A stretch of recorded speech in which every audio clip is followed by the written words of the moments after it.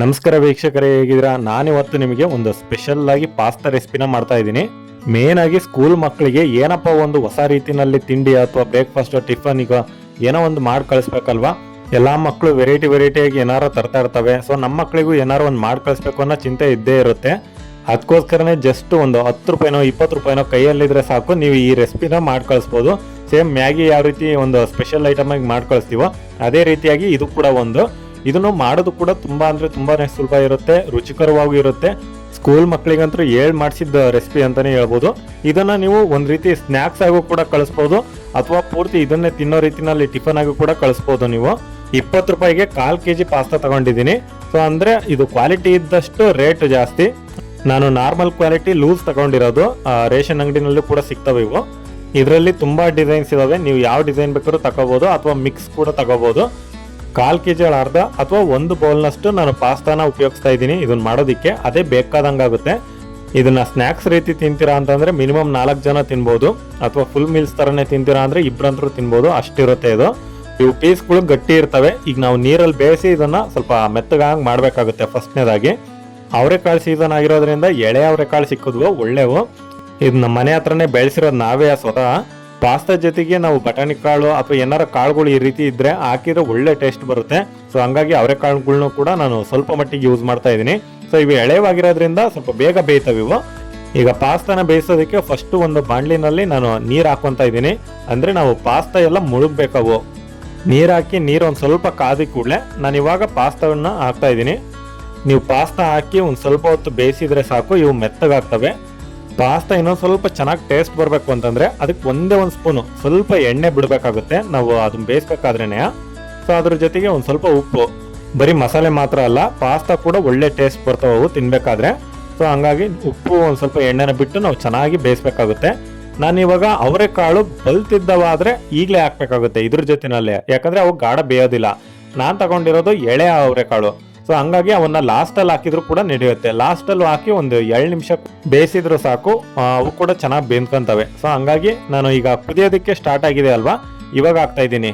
ಇದನ್ನ ಹಾಕಿ ಒಂದು 2 ನಿಮಿಷ ಹಂಗೆ ಬೇಯಿಸ್ಬಿಟ್ಟು ಇದನ್ನ ಇಳಿದಿದ್ರು ನಡೀತತೆ, ಚೆನ್ನಾಗಿ ಬೆಂದಿರ್ತವೆ. ಈಗ ಚೆನ್ನಾಗಿ ಬೆಂದಿದಾವೆ, ಎಲ್ಲ ಮೆತ್ತಗಾಗಿದ್ದಾವೆ, ಅದ್ರ ಕೈಗೆ ಸುಡ್ತೈತೆ. ನಿಧಾನಕ್ಕೆ ಕೇಳಿವಿ ಒಂಚೂರು ಕೂಲ್ ಮಾಡಿಬಿಟ್ಟು ತೋರಿಸ್ತೀನಿ ನಿಮಗೆ. ಇದನ್ನ ಇಳಬೇಕು ಅಂದ್ರೆ ಫಸ್ಟ್ ನೀರ್ನೆಲ್ಲ ಚೆನ್ನಾಗಿ ಬಸಿಬೇಕಾಗುತ್ತೆ. ನೀರ್ ಬಸಿಯೋದು ಅಂದ್ರೆ ಒಂದ್ ಸ್ವಲ್ಪ ದೊಡ್ಡ ರಾಡಿನೇ, ಹಂಗಾಗಿ ಈ ತರ ಒಂದು ಜಾಲರಿ ತಗೊಂಡು ನೀರ್ನೆಲ್ಲ ಸೋಸ್ಬಿಟ್ಟು ಒಂದು ಬೇರೆ ಬೌಲಿಗೆ ಹಾಕೊಳ್ಳಿ ಸಾಕು. ಇವಾಗ ತೋರಿಸ್ತೀನಿ ನೋಡಿ ಎಷ್ಟು ಮೆತ್ತಗಾಗಿದಾವೆ ಅಂತ. ಮೆತ್ತಗೆ ಅಂತ ಅಂದ್ರೆ ಪೂರ್ತಿ ಅವು ನೀರಲ್ಲಿ ಕರಗ ರೇಂಜಿಗೆ ಅಲ್ಲ, ಮುರಿಬಾರ್ದು, ಹಂಗೆ ಕಿತ್ಕೋಬೇಕವು. ಸೊ ಆ ತರ ನೀವು ಬೇಯಿಸಿದ್ರೆ ಸಾಕು. ಈಗ ಅವರೆಕಾಳು ಕೂಡ ನಾನು ಎಳೆಗೋ ಅಂತ ಹೇಳಿದ್ದೆ, ಹಂಗಾಗಿ ಇಷ್ಟು ಬೇಗ ಅವು ಬೆಂದಿದಾವೆ ಅಂತ ನೀವೇ ನೋಡಿ. ಸೊ ಸಿಪ್ಪೆ ಹಂಗೆ ಬಿಟ್ಕೊಂತ ಇದೆ ಇಚ್ಕೆ ಕೂಡಲೇ. ಸೊ ಈ ತರ ಬೇಯಬೇಕು ಅವು ಕೂಡ. ಈಗ ಪಾಸ್ತಾ ಮಾಡ್ಲಿಕ್ಕೆ ನೀವು ತವಾ ಅಥವಾ ಬಾಣಲಿ ಯಾವ್ದನ್ನಾರು ಬಳಸ್ಕೋಬಹುದು. ಈಗ ತವನೇ ತಗೊಂಡಿದ್ದೀನಿ, ಚೆನ್ನಾಗಿ ಮಿಕ್ಸ್ ಮಾಡೋಕ್ಕೂ ಕೂಡ ಸೂಟ್ ಆಗುತ್ತೆ ಅನ್ನೋ ಕಾರಣಕ್ಕೆ. ಇವಾಗ ಅದಕ್ಕೆ ಒಂದು 2 ಸ್ಪೂನ್ನಷ್ಟು ಎಣ್ಣೆನ ಬಿಡ್ತಾ ಇದ್ದೀನಿ. ಎಣ್ಣೆ ಒಂದು ಸ್ವಲ್ಪ ಜಾಸ್ತಿನೇ ಇರಬೇಕು ಇದಕ್ಕೆ. ಸೊ ಹಂಗಾಗಿ ಒಂದು 2 ಸ್ಪೂನ್ ಬಿಡ್ತಾ ಇದ್ದೀನಿ ನಾನು. ಈಗ ಬೆಳ್ಳುಳ್ಳಿಗಳನ್ನ ನಾನು ಸಣ್ಣದಾಗಿ ಹೆಚ್ಚಿದ್ದೀನಿ, 2 ಗಡ್ಡೆ ಬೆಳ್ಳುಳ್ಳಿ ತಗೊಂಡಿದ್ದು. ಸೊ ಅದನ್ನ ಹಾಕೋತಾ ಇದ್ದೀನಿ ಫಸ್ಟ್ನೇದಾಗಿ. ಈಗ ಬೆಳ್ಳುಳ್ಳಿ ಹಾಕಿ ಒಂದು ಸ್ವಲ್ಪ ಮಟ್ಟಿಗೆ ಫ್ರೈ ಮಾಡ್ಕೋಬೇಕಾಗತ್ತೆ. ಈಗ ಫ್ರೈ ಮಾಡ್ಕೊಂಡ ನಂತರ 2 ಈರುಳ್ಳಿನ ಫುಲ್ಲು ಸಣ್ಣದಾಗಿ ಹೆಚ್ಚಿದ್ದೀನಿ, ಇದಕ್ಕೆ ಸಣ್ಣದಾಗಿ ಹೆಚ್ಚಿರ್ಬೇಕಾಗುತ್ತೆ. ಸೊ ಇವಾಗ ಅದನ್ನು ಕೂಡ ಹಾಕೊಂಡು ಒಂದು ಸ್ವಲ್ಪ ಮಟ್ಟಿಗೆ ಮೀಡಿಯಂ ರೋಸ್ಟ್ ಮಾಡ್ಕೋತಾ ಇದ್ದೀನಿ. ಅಂದ್ರೆ ಮೀಡಿಯಂ ಫ್ರೈಗಿಂತ ಒಂಚೂರು ಜಾಸ್ತಿನೇ ಫ್ರೈ ಮಾಡ್ಕೋಬೇಕು. ಈರುಳ್ಳಿ ಫ್ರೈ ಮಾಡ್ಕೋತಾನೆ ಒಂದೇ ಒಂದು ಹಸಿಮೆಣಸಿಕಾಯಿನ ಹೆಚ್ಚಿ ಹಾಕ್ತಾ ಇದ್ದೀನಿ ನಾನು. ನಾವು ಖಾರ ಪುಡಿನೂ ಕೂಡ ಬಳಸೋದ್ರಿಂದ ಸ್ವಲ್ಪ ಮೆಣಸಿಕಾಯಿನ ಕಡಿಮೆನೆ ಹಾಕೊಂಡಿದ್ದೀನಿ. ಸೊ ಮೆಣಸಿಕಾಯಿ ಹಾಕ್ತೇ ಹೋದ್ರೂ ಕೂಡ ನಡೆಯುತ್ತೆ, ಬರೀ ಖಾರ ಪುಡಿ ಹಾಕಿದ್ರು ನಡೆಯುತ್ತೆ ನೀವು. ಈಗ ಸ್ವಲ್ಪ ಬಟಾಣಿಗಳನ್ನ ಹಾಕ್ತಾ ಇದ್ದೀನಿ ನಾನು. ಇವು ನೆನೆಸಿಟ್ಟಿರೋ ಅಂತ ಬಟಾಣಿ ಕಾಳುಗಳು, ಹಸಿ ಬಟಾಣಿ ಇದ್ರು ಅದನ್ನು ಕೂಡ ಹಾಕಿ. ಬಟಾಣಿ ಹಾಕಿದ ನಂತರ ಒಂದು ಸ್ವಲ್ಪ ಚೆನ್ನಾಗಿ ಫ್ರೈ ಮಾಡ್ಬೇಕಾಗುತ್ತೆ, ಯಾಕಂದ್ರೆ ಅದು ಇನ್ನೂ ಹಸ್ಕ ಇರುತ್ತೆ. ನೀವೇನಾರ ಕಡಿಮೆ ಏನಾರು ಚೆನ್ನಾಗಿ ಬೇಯಿಸ್ಲಿಲ್ಲ ಅಂತಂದ್ರೆ ಬಟಾಣಿ ಕಾಳುಗಳು ಕಲರ್ ಚೇಂಜ್ ಆಗ್ತಾ ಹೋಗುತ್ತೆ, ನಿಮಗೆ ಗೊತ್ತಾಗುತ್ತೆ ಅವಾಗ ಚೆನ್ನಾಗಿ ಬೆಂದಿದಾವೆ ಅಂತ. ಇಲ್ಲ ತಗೊಂಡು ಒಂದು ತಿಂದು ಬಾಯಿಗೆ ಹಾಕೊಂಡಾರ ನೋಡಿ ಗೊತ್ತಾಗುತ್ತೆ ನಿಮಗೆ.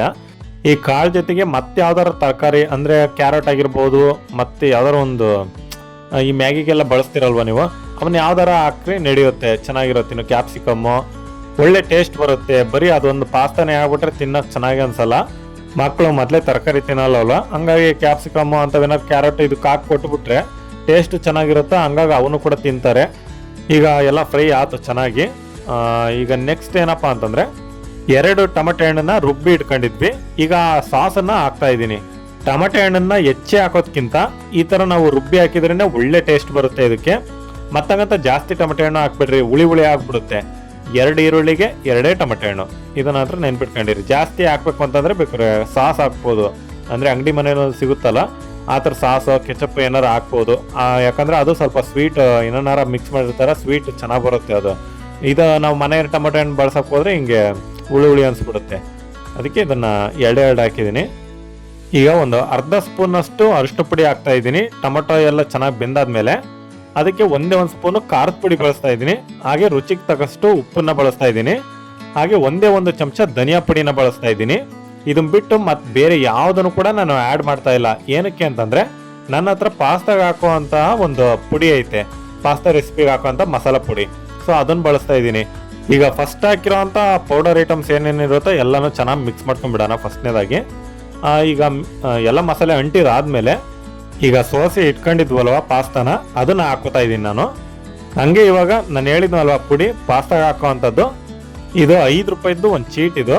ಇದ್ರಾಗೆ ನಾನು ಅರ್ಧ ಮಾತ್ರ ಬಳಸ್ತೀನಿ. ಏನಕ್ಕೆ ಅಂತಂದ್ರೆ ಬಹಳ ಸ್ಪೈಸಿ ಇರುತ್ತೆ ಇದು. ನೀವೇನಾರ ಫುಲ್ ಹಾಕಿದ್ರಿ ಅಂತಂದ್ರೆ ಜಾಸ್ತಿ ಸ್ಪೈಸಿನೆಸ್ ತಿನ್ನಕ್ಕಾಗಲ್ಲ, ಅಷ್ಟಾಗ್ಬಿಡುತ್ತೆ. ಖಾರ ಆಗ್ಲಿ ಏನೇ ಆಗ್ಲಿ ಬಹಳ ಇರುತ್ತೆ. ಸೊ ಹಂಗಾಗಿ ನೆನ್ಪಿಟ್ಕೊಳ್ಳಿ. ಮತ್ತೆ ನಾನು ಹೇಳಿದ್ದನ್ನ ಅರ್ಧ ಮಾತ್ರ ಬಳಸಿ. ನಾನು ಆಲ್ರೆಡಿ ಅರ್ಧ ಬಳಸಿದ್ದೀನಿ, ಹಂಗಾಗಿ ಇನ್ನರ್ಧ ಉಳಿಸಿದ್ದೆ, ಅದನ್ನ ಹಾಕ್ತಾ ಇದ್ದೀನಿ ಇವಾಗ. ಮತ್ತೆ ಕನ್ಫ್ಯೂಸ್ ಆಗ್ಬಿಟ್ಟು ನಾನು ಪೂರ್ತಿ ಹಾಕಿದೆ ಅಂತ ಅನ್ಕೊಂಡು ನೀವು ಪೂರ್ತಿ ಹಾಕ್ಬಿಟ್ಟಿರಾ. ಈಗ ಸ್ವಲ್ಪ ಟೊಮೆಟೊ ಸಾಸನ್ನು ಕೂಡ ಹಾಕ್ತಾ ಇದ್ದೀನಿ. ಇದು ಏನಕ್ಕೆ ಅಂತಂದ್ರೆ ಫ್ಲೇವರ್ ಚೆನ್ನಾಗಿ ಬರುತ್ತೆ ಸ್ವೀಟ್ ಆಗಿ. ಸೊ ಹಂಗಾಗಿ ಅಂದ್ರೆ ಸ್ವಲ್ಪ ಖಾರನ ಕಡಿಮೆ ಮಾಡುತ್ತೆ, ಅಂದ್ರೆ ಹದ ಮಾಡುತ್ತೆ ಏನಾದ್ರು ಜಾಸ್ತಿ ಆಗಿದ್ರು ಕೂಡ. ಸೊ ಹಂಗಾಗಿ ನಾನು ಬಳಸಿದ್ದೀನಿ ಅದನ್ನ. ಸೊ ಇವಾಗ ಹಾಕ್ಬಿಟ್ಟು ಏನಿಲ್ಲ, ಜಸ್ಟ್ ನೀವು ಒಂದ್ಸಲ ಮಿಕ್ಸ್ ಮಾಡಿಬಿಟ್ರೆ ಪೂರ್ತಿ ಮಸಾಲೆನ ಈ ಪಾಸ್ತಾ ಜೊತೆಗೆ, ಇಲ್ಲಿ ರೆಸಿಪಿನೇ ಮುಗ್ದೋತು. ಇನ್ನೇನು ಮಾಡೋದು ಬೇಕಾಗಿಲ್ಲ. ಎಲ್ಲಾ ಸಿನಿಮಾಗೂ ಹೇಗೆ ಎಂಡಿಂಗ್ ಇರುತ್ತೆ ಹಂಗೆ ಇದಕ್ಕೂ ಕೂಡ ಕೊತ್ತಂಬರಿಯಿಂದ ಎಂಡ್ ಮಾಡಿಬಿಟ್ರೆ ಮುಗೀತು. ಯಾವುದೇ ರೆಸಿಪಿ ಆಗಲಿ ಕೊತ್ತಂಬರಿ ಲಾಸ್ಟಲ್ಲಿ ಉದುರಿಸಿದ್ರೇನೆ ಸಮಾಧಾನ ಅದಕ್ಕೆ. ಸೊ ಇವಾಗ ಕೊತ್ತಂಬರಿನ ಹಾಕ್ಬಿಟ್ಟು ನೀಟಾಗಿ ಒಂದ್ಸಲ ಮಿಕ್ಸ್ ಮಾಡಿಬಿಟ್ರೆ ನೋಡ್ತಾ ಇರ್ಬೋದು ನೀವು. ಸೊ ಮಸಾಲೆ ಅದೆಲ್ಲ ಎಷ್ಟು ಚೆನ್ನಾಗಿ ಮಿಕ್ಸ್ ಆಗಿದೆ ಅಂತ ಪಾಸ್ತಾ ಜೊತೆಗೆ. ಹಾಗೆ ಒಂದು ಕಿವಿ ಮಾತು, ಯಾರಾದರೂ ನಮಗೆ ಜಾಸ್ತಿ ಖಾರ ತಿನ್ನಕ್ಕಾಗಲ್ಲಪ್ಪ ಅಂತಂದ್ರೆ ಖಾರ ಪುಡಿನ ನೀವು ಬಳಸದೆ ಹೋದ್ರೇನೆ ಇನ್ನೂ ಪಾಡು. ಮತ್ತೆ ಯಾಕಂದ್ರೆ ನಾವು ಪುಡಿ ಹಾಕಿದ್ವಲ್ವಾ, ಸೊ ಈ ಪಾಸ್ತಾ ಪುಡಿನಲ್ಲಿ ಒಂದು ಸ್ವಲ್ಪ ಖಾರ ಅಂಶ ಜಾಸ್ತಿ ಇರುತ್ತೆ. ಹಂಗಾಗಿ ಸ್ವಲ್ಪ ಖಾರ ಪುಡಿ ಕ್ಯಾನ್ಸಲ್ ಮಾಡಿದ್ರೇ ಒಳ್ಳೇದು ನೀವು. ಸೊ ನಾನು ಹೇಳಿದ್ದೀನಿ, ಯಾಕಂದ್ರೆ ನನಗೆ ಒಂದು ಸ್ವಲ್ಪ ಖಾರ ಅನಿಸ್ತದು, ನಾನು ಖಾರ ಪುಡಿ ಕಮ್ಮಿ ಹಾಕ್ಬೇಕಾಯ್ತು. ಸೊ ಹಾಗಾಗಿ ಇರಲಿ, ನಿಮಗೆ ಖಾರ ಏನಾರ ಇರ್ಲಪ್ಪ ಪರವಾಗಿಲ್ಲ, ಖಾರ ಎಷ್ಟಾರ ಇರಲಿ, ತಿನ್ನಕ್ಕೆ ಚೆನ್ನಾಗಿದ್ರೆ ಸಾಕು ಅಂತಂದ್ರೆ ಖಾರ ಪುಡಿನೂ ಕೂಡ ಬಳಸ್ಕೋಬಹುದು, ಅದು ನಿಮ್ಮ ಇಷ್ಟ. ಬ್ಯೂಟಿಫುಲ್ ಪಾಸ್ತಾ ರೆಸಿಪಿ ರೆಡಿಯಾಗಿದೆ ಇವಾಗ. ಸೊ ಇದನ್ನ ನೀವೇನಾರ ಈ ರೀತಿ ಲಂಚ್ ಬಾಕ್ಸ್ಗೆ ಹಾಕಿ ಅಂತಂದ್ರೆ ಮಕ್ಕಳಂತೂ ಫುಲ್ ಮೀಲ್ಸ್ ಖಾಲಿ ಮಾಡೇ ಬರ್ತಾರೆ ಇದು ಬಾಕ್ಸ್ನ. ಸೊ ಅಷ್ಟು ರುಚಿಯಾಗಿರುತ್ತೆ. ಮತ್ತೆ ತುಂಬ ಈಸಿ, ಹೇಳಿದ್ನಲ್ವ 10 ರೂಪಾಯಿ 20 ರೂಪಾಯಿದಾಗ ನಾವು ಇದನ್ನ ಮಾಡ್ಕೋಬಹುದು. ಸೇಮ್ ಮ್ಯಾಗಿ ಥರನೇ, ಆದರೆ ಸ್ವಲ್ಪ ಟೇಸ್ಟ್ ಚೇಂಜು, ಮಾಡೋ ವಿಧಾನನೂ ಕೂಡ ಒಂಚೂರು ಚೇಂಜ್ ಅಷ್ಟೇ ಇದಕ್ಕೆ. ಇನ್ನು ಟೇಸ್ಟ್ ಇದಲ್ಲಿ ಬಂತು ಅಂತಂದರೆ ಮಕ್ಳಿಗೆ ಏನಾರು ನೀವು ಇದನ್ನ ಮಾಡಿ ಒಂದು ಸ್ವಲ್ಪ ಟೊಮೆಟೊ ಸಾಸ್ನ ಇಟ್ಟು ಕಳಿಸಿದ್ರಿ ಅನ್ಕೊಳ್ರಿ, ಸ್ನ್ಯಾಕ್ಸ್ ರೀತಿ ಕಳಿಸಿದ್ರೆ ಪೂರ್ತಿ ಬಾಕ್ಸ್ ಖಾಲಿ ಆಗುತ್ತೆ. ಫುಲ್ಲು ಟಿಫನ್ ರೀತಿನಲ್ಲಿ ನೀವೇನಾರು ಕಳಿಸಿದ್ರಿ ಅಂತಂದರೆ ಪೂರ್ತಿ ಟಿಫನು ಖಾಲಿ ಆಗುತ್ತೆ. ನಿಮಗೆ ವಾಪಸ್ ಬಂದು ಖಾಲಿ ಬಾಕ್ಸ್ ತೋರಿಸ್ತಾರೆ ಮನೆಯಲ್ಲಿ.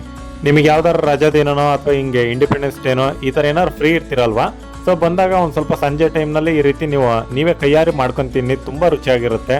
ಸೊ ಇದು ಎಲ್ಲ ಇಷ್ಟ ಆಗಿದ್ರೆ ಈ ರೆಸಿಪಿ ನಿಮಗೆ ದಯವಿಟ್ಟು ನನ್ನ ಚಾನಲ್ಗೆ ಸಬ್ಸ್ಕ್ರೈಬ್ ಆಗಿ ಹಾಗೆ ಸಪೋರ್ಟ್ ಮಾಡ್ತಾ ಇರಿ. So thanks for watching. 3000 ಜನ ಸಬ್ಸ್ಕ್ರೈಬ್ ಆಗಿದ್ದೀರಾ, ಅವ್ರಿಗಂತೂ ದೊಡ್ಡ ನಮಸ್ಕಾರ ಯಾರ್ಯಾರಾಗಿದ್ದೀರೋ. ಸೊ ಥ್ಯಾಂಕ್ಸ್ ಫಾರ್ ವಾಚಿಂಗ್ ಎಲ್ಲರಿಗೂ, ಬಾಯ್.